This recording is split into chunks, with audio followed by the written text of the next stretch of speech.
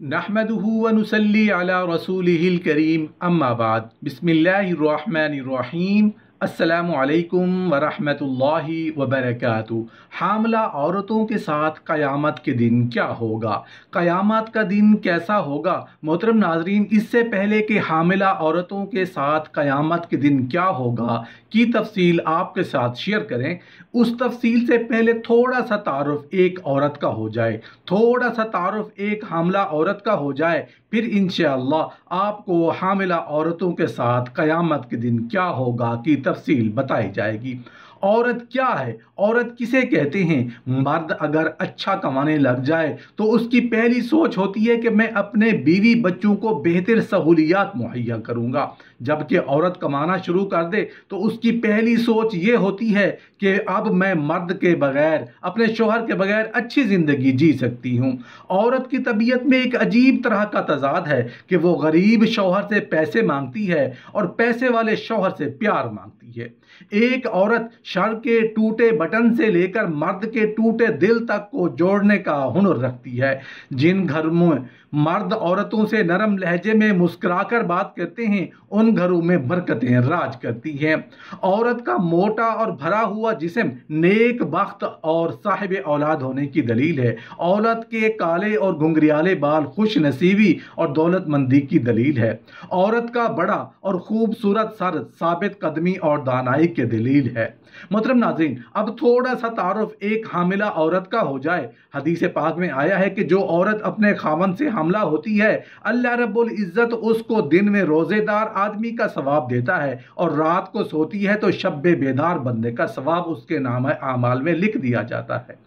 अभी ये औरत फ़कत हामला है, ये कोई दिन में रोज़ा नहीं रख रही, रात के अंदर ये इबादतें नहीं करती, दिन में भी आराम करती है, रात को भी सोती है, मगर अल्लाह ताला उसके नामे आमाल में लिखवाते हैं कि उसका हर दिन रोज़ेदार की मानद लिख दिया जाए और हर रात शब्बे बेदार की मानद लिख दी जाए।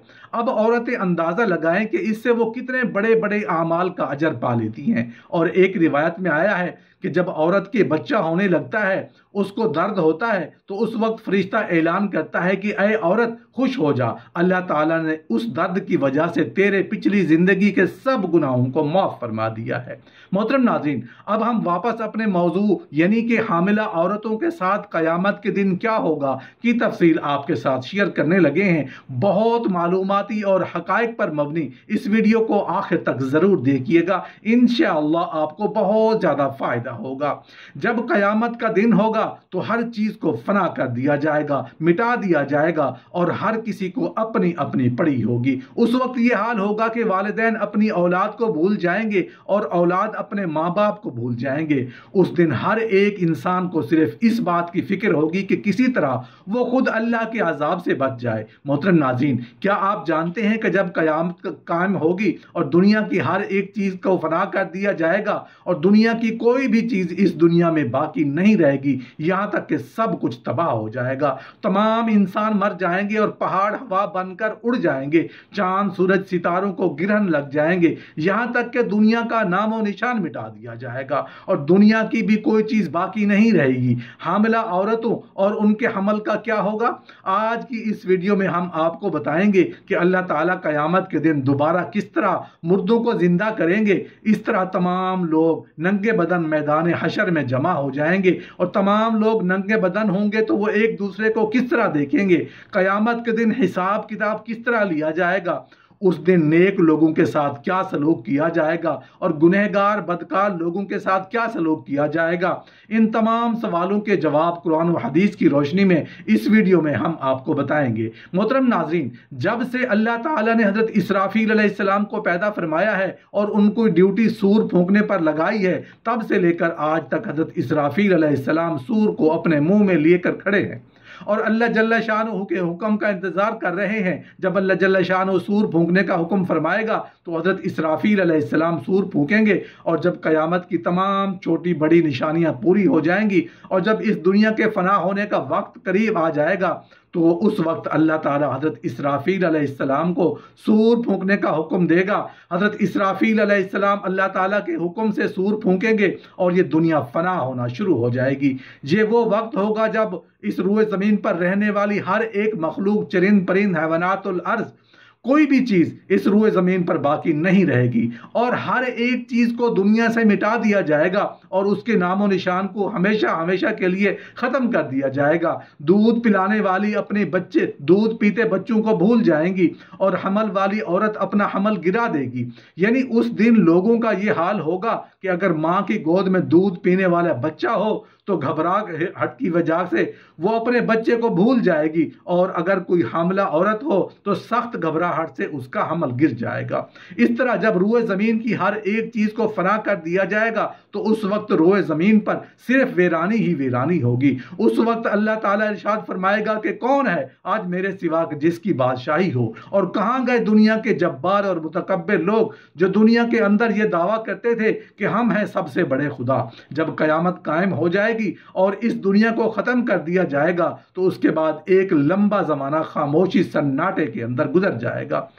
یہ وقت کتنا ہوگا اور خاموشی اور سناٹے کا وقت کتنا ہوگا، اس کے بارے میں صرف اللہ جل شانہ ہی جانتے ہیں۔ اس کے بعد جب اللہ تعالیٰ چاہے گا تو پھر سے زمین و آسمان اور اس کائنات کو دوبارہ سے پیدا فرمائے گا، اور انسانوں کو زندہ کرنے کے لیے اللہ تعالیٰ آسمان سے موسلا دھار بارش برسائے گا، جس کے نتیجے میں انسان کی ریڑھ کی ہڈی سے پورا انسانی ڈھانچہ تیار ہو جائے گا، اور اللہ تعالیٰ کے حکم سے اس ڈھانچے پر پورا جسم بھی چڑھ جائے گا۔ جب اللہ تعالیٰ تمام انسانوں کو دوبارہ سے زندہ فرمائے گا تو پھر اللہ تعالیٰ حضرت اسرافیل علیہ السلام کو ایک مرتبہ پھر سور پھونکنے کا حکم دیں گے، تو پھر حضرت اسرافیل علیہ السلام اللہ تعالیٰ کے حکم سے مطابق سور پھونکیں گے۔ اس وقت تمام انسان اللہ تعالیٰ کے حکم سے ننگے پاؤں، ننگے بدن اور بغیر ختنہ کے اٹھ کھڑے ہوں گے، جس طرح ماں کے پیٹ سے پیدا ہوئے تھے۔ اس دن اللہ تعالیٰ کا وہ فرمان پورا ہوگا جس طرح اللہ تعالیٰ قرآن پاک میں ارشاد فرماتا ہے، اور تم لوگ ایک ایک کر کے ہمارے پاس حاضر ہوں گے جس طرح ہم نے تمہیں پہلے پیدا کیا۔ قیامت کے دن سب سے پہلے رسول اللہ صلی اللہ علیہ وآلہ وسلم اپنی قبر انور سے تشریف لائیں گے، اور اس کے بعد دوسرے انبیاء اور صحابہ کرام، اور اس کے بعد اپنے اپنے درجہ کے حساب سے دوسرے لوگ اپنی اپنی قبروں سے باہر تشریف لائیں گے۔ قیامت کے دن کا اپنے نامہ اعمال کے مطابق اپنی قبروں سے زندہ اٹھیں گے۔ کوئی اندھا ہوگا، کوئی بہرا ہوگا تو کوئی لنگڑا ہوگا، اور اسی کو چپٹی کی شکل میں اٹھایا جائے گا۔ قیامت کے دن کفار قیامت کے خوفناک منظر کو دیکھ کر حیران و پریشان ہو جائیں گے، کیونکہ انہوں نے اس دنیا کے بارے کبھی سوچا نہیں تھا۔ نیک لوگ بھی اپنی قبروں سے زندہ اٹھائے جائیں گے، اور گنہگار لوگ جس حالت میں اس دنیا میں مرے تھے اسی حالت میں اٹھائے جائیں گے۔ یعنی کہ جو زنا کرتے ہوئے مرا وہ زنا کرتے ہوئے زندہ اٹھایا جائے گا، اور جو شراب پیتے ہوئے مرا وہ شراب پیتے ہوئے زندہ اٹھایا جائے گا، اور جو گانا بجانے، فلمیں ڈرامے دیکھتا ہوا مرا وہ اسی حالت میں قیامت کے دن زندہ اٹھایا جائے گا۔ اس طرح تمام جب اللہ جل شانہ کی تمام مخلوق زندہ ہو جائے گی، اس کے بعد اللہ تعالیٰ ہر انسان پر دو فرشتوں کو مقرر کر دیں گے جو اس کو میدان محشر کی طرف لے جائیں گے۔ میدان حشر ملک شام کی سرزمین میں لگایا جائے گا، اور تمام انسانوں کو اپنی اپنی قبروں سے اٹھ کر پھر وہیں پر جانا ہوگا، اور قیامت کے دن تمام لوگ ننگے بدن اور برہنہ ہوں گے۔ رسول اللہ صلی اللہ علیہ وآلہ وسلم سے پوچھا گیا کہ یا رسول اللہ صلی اللہ علیہ وآلہ وسلم، جب قیامت کے دن لوگ ننگے ہوں گے تو وہ ایک دوسرے کو کس طرح دیکھیں گے؟ تو رسول اللہ صلی اللہ علیہ وآلہ وسلم نے فرمایا کہ محشر کا دن اتنا خوفناک ہوگا کہ کسی کو بھی اس بات کی ہوش تک نہ ہوگی۔ اس دن ہر انسان کو اپنی اپنی پڑی ہوگی، اور ہر ایک انسان اللہ تعالیٰ کے عذاب کے اندر مبتلا ہوگا۔ قیامت کے دن اپنی قبروں سے اٹھنے کے بعد تمام لوگ اپنے اپنے اعمال کے مطابق میدان محشر میں پہنچیں گے۔ قیامت کے دن اللہ تعالیٰ کی تمام مخلوق اس خوفناک عالم میں ایک ہی منزل کی طرف تیزی سے روانہ ہوگی، اور وہ منزل میدان حشر ہوگی۔ اس دن کسی کو بھی سر اٹھانے کی اجازت نہیں ہوگی۔ اس دن ہر ایک انسان کو اس بات کا احساس ہوگا کہ آج حساب و کتاب کا دن ہے، کہ آج تک اپنی زندگی میں کیے گئے تمام گناہوں کا حساب حساب ملنے والا ہے۔ محترم ناظرین، ایک حدیث ہے جس کا مفہوم کچھ اس طرح ہے کہ نبی کریم صلی اللہ علیہ وسلم نے فرمایا، میری امت 10 قسموں میں بٹ کر میدان محشر میں پیش کی جائے گی۔ کچھ لوگ بندروں کی شکل میں اٹھیں گے، وہ قادریہ ہیں۔ کچھ لوگ خنزیروں کی صورت میں اٹھیں گے، وہ مرجعہ ہیں۔ کچھ لوگ کتوں کی صورت میں اٹھیں گے، وہ حروثیہ ہیں۔ کچھ لوگ گدھوں کی صورت میں اٹھیں گے، وہ رافضی ہیں۔ کچھ لوگ چیونٹیوں کی صورت میں اٹھیں گے، وہ متکبر ہیں۔ کچھ لوگ جانوروں کی صورت میں اٹھیں گے، وہ سود خور ہیں۔ کچھ لوگ درندوں کی صورت میں اٹھیں گے، وہ زندیق ہیں۔ کچھ لوگ اپنے چہروں کے بل اٹھیں گے، وہ تصویر ساز، عیب جو، چغل خور اور شکایت لگانے والے ہیں۔ کچھ لوگ سوار ہو کر اٹھیں گے، وہ مقرب حضرات ہیں۔ اور کچھ لوگ پیدل چلنے کی حالت میں اٹھیں گے، وہ جنتی لوگ ہوں گے۔ اس طرح جب تمام مخلوقات میدان حشر میں جمع ہو جائیں گے تو اللہ تعالیٰ کی طرف سے یہ اعلان کیا جائے گا، اے بزرگوں، آج کے دن الگ الگ ہو جاؤ۔ اس دن تمام لوگ الگ الگ جماعتوں میں بٹ جائیں گے۔ اس دن کافر اور مشرک لوگ اس دنیا کے اندر جس چیز کو اپنا خدا مانتے تھے اور جس کی پوجا کیا کرتے تھے، وہ اسی جماعت میں شامل ہو جائیں گے، اور نیک لوگ ان کے اعمال کے مطابق الگ الگ جماعتوں میں بانٹ دیے جائیں گے۔ یہ منظر اتنا خوفناک ہوگا کہ سورج 1 میل کی دوری پر ہوگا اور آگ برسا رہا ہوگا، اور تمام لوگ اپنے اعمال کے مطابق اپنے پسینے کے اندر ڈبکیاں لگا رہے ہوں گے۔ قیامت کا یہ خوفناک دن 50,000 سال کے برابر ہوگا، اور لوگ بھوکے پیاسے 50,000 سال تک کھڑے رہیں گے۔ ذرا سوچئے یہ منظر کتنا خوفناک ہوگا، اور تمام کے تمام لوگ بھوک اور پیاس کی شدت کی وجہ سے جہاں زمین آگ میں جھکی ہوگی اور سورج آگ برسا رہا ہوگا، وہاں پر لوگ 50,000 سال تک کھڑے رہیں گے۔ اور جب لوگ اللہ تعالیٰ کی اس عذاب سے تنگ آ جائیں گے تو بالآخر لوگ تنگ آ کر اللہ تعالیٰ کی بارگاہ میں عرض کریں گے کہ یا رب العالمین، جلد ہمارا حساب شروع کیا جائے اور ہمیں اس عذاب سے چھٹکارا دیا جائے، اور عرض کریں گے کہ یا رب العالمین، ہمیں اس مصیبت سے چھٹکارا عطا فرما، پھر چاہے ہمیں جہنم میں ہی ڈال دے۔ اس کے بعد تمام لوگ تمام انبیاء کرام علیہ السلام سے ہوتے ہوئے رسول اللہ صلی اللہ علیہ وسلم کی بارگاہ میں حاضر ہوں گے اور آپ سے عرض کریں گے کہ یا رسول اللہ صلی اللہ علیہ وسلم، اللہ کے حضور ہماری سفارش فرمائیں کہ اللہ ہمارا حساب شروع کرے اور ہمیں اس مصیبت سے نجات عطا فرمائے۔ اس کے بعد رسول اللہ صلی اللہ علیہ وسلم اللہ تعالیٰ کی بارگاہ میں ایک محبت بھرا سجدہ کریں گے اور اللہ تعالیٰ کی حمد و ثنا بیان کریں گے۔ رسول اللہ صلی اللہ علیہ وسلم کے اس سجدے کو دیکھ کر اللہ تعالیٰ کا دریائے رحمت جوش میں آ جائے گا، اور اللہ تعالیٰ اپنے محبوب سے فرمائے گا کہ اے محبوب، اپنے سر سے سجدے کو اٹھائیں اور آپ جو مانگیں گے وہ آپ کو عطا کیا جائے گا۔ اس طرح اللہ تعالیٰ کی طرف سے رسول اللہ صلی اللہ علیہ وسلم کو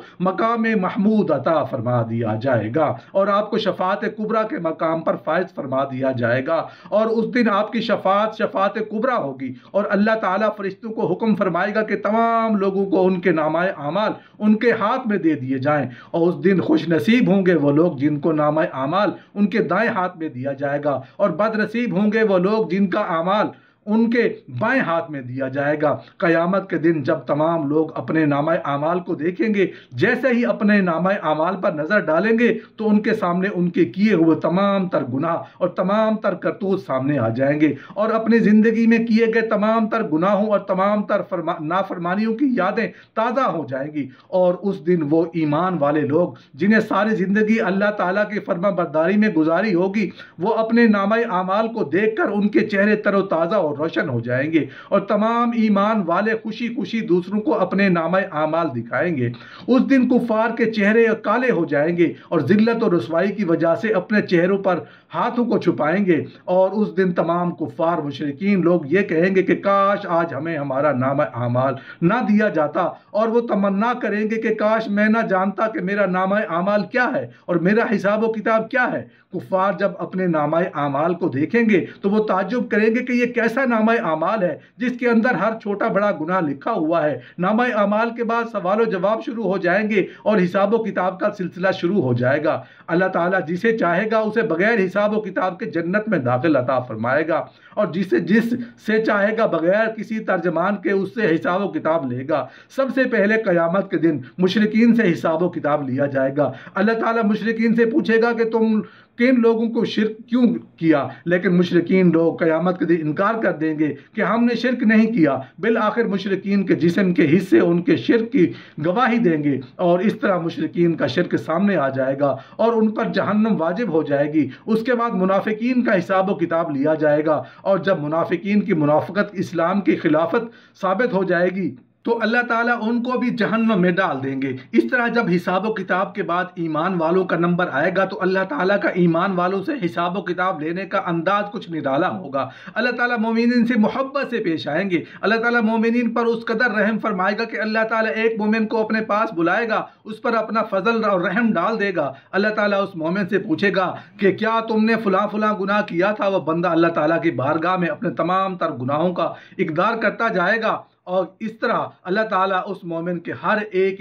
گناہ کے بارے میں سوال کرتا جائے گا، اور وہ مومن اللہ تعالیٰ کی بارگاہ میں اپنے ہر ایک گناہ کا اقرار کرتا جائے گا، اور اس وقت مومن یہ سوچ رہا ہوگا کہ اب تو میں ضرور ہلاک ہو جاؤں گا اور مجھے ضرور جہنم میں ڈال دیا جائے گا۔ اس وقت اللہ تعالیٰ کا دریا رحمت جوش میں آئے گا، اور اللہ تعالیٰ ارشاد فرمائے گا کہ میں نے تیرے گناہوں پر دنیا میں بھی پردہ ڈالا تھا اور آج بھی تیرے گناہوں پر پردہ ڈال رہا ہوں۔ اس کے بعد اللہ تعالیٰ اس مومن کی جنت کے اندر بھیج دے گا۔ اس طرح جب تمام لوگوں کا حساب و کتاب ہو جائے گا تو اس کے بعد میزان سجایا جائے گا اور تمام لوگوں کے نامہ اعمال تولے جائیں گے۔ جن لوگوں کے نامہ اعمال کی نیکیوں والا پلڑا بھاری ہوگا ان لوگوں کو جنت میں داخل کر دیا جائے گا، اور جن لوگوں کا گناہوں کے اعمال والا پلڑا بھاری ہوگا ان لوگوں کو جہنم میں داخل کر دیا جائے گا۔ اس کے بعد جہنمی ہمیشہ ہمیشہ کے لیے جہنم میں رہیں گے اور جنتی ہمیشہ ہمیشہ کے لیے جنتی رہیں گے۔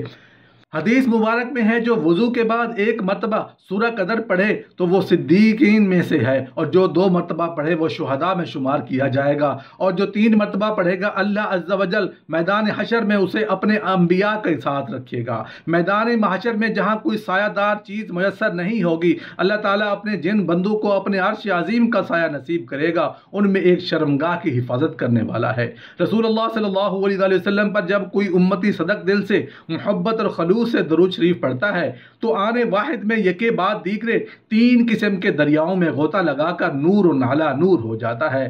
رسول اللہ صلی اللہ علیہ وسلم کا امتی بن جاتا ہے۔ رسول اللہ صلی اللہ علیہ وسلم کی شفاعت اس پر واجب ہو جاتی ہے۔ دین و دنیا، قبر اور میدان حشر میں اللہ کی رحمتوں کا مستحق بن جاتا ہے۔ محترم ناظرین، قیامت کے دن عرش عظیم کا مالک اعلان کرے گا کہاں ہیں لوگ؟ قرآن والے۔ فرشتوں کو اعلان ہوگا کہ میرے فرشتوں جاؤ قرآن والوں کو تلاش کر کے لاؤ۔ پروردگار عالم کے حکم پہ فرشتے قدم اٹھائیں گے، فرشتے مڑ مڑ کے دیکھیں گے کیا ہوا؟ یا اللہ قرآن والوں کو تلاش کر کے لائیں، ان کی نشانی کیا ہے؟ یا اللہ کون سی ٹائٹل، کون سی انہیں شیل ملی ہے؟ یا اللہ کون سا اس کا حصہ نور سے چمک رہا ہے؟ یا اللہ ماتھا چمک رہا ہے، ہاتھ پیر چمک رہے ہیں؟ یا اللہ جس سینے سے قرآن تھا وہ چمک رہا ہے؟ حضرت آدم علیہ السلام سے لے کر نبی کریم صلی اللہ علیہ وسلم کی ساری امتیں کھڑی ہیں، الہی تیرے قرآن والے کون ہیں؟ سنو، اللہ فرماتے ہیں او فرشتوں، میدان محشر میں جتنے مرد، عورتیں، بوڑھے، بچے کھڑے ہیں ہر ایک کے منہ کو سونگتے رہو، جس کے منہ سے عنبر کی خوشبو آ رہی ہوگی وہی میرے قرآن والا ہوگا۔